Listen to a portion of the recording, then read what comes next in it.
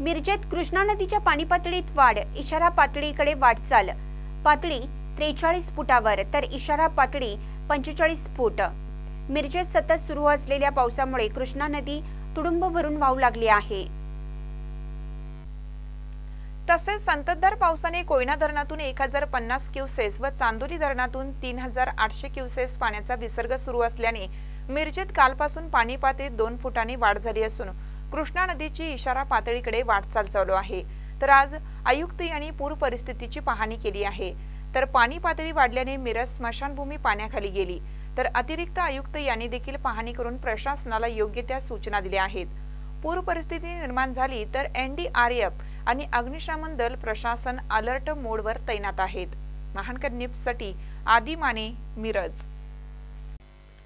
ताज्या बातम्यांसाठी महानकरेला सबस्क्राइब करा आणि बेल आयकॉनला क्लिक करा।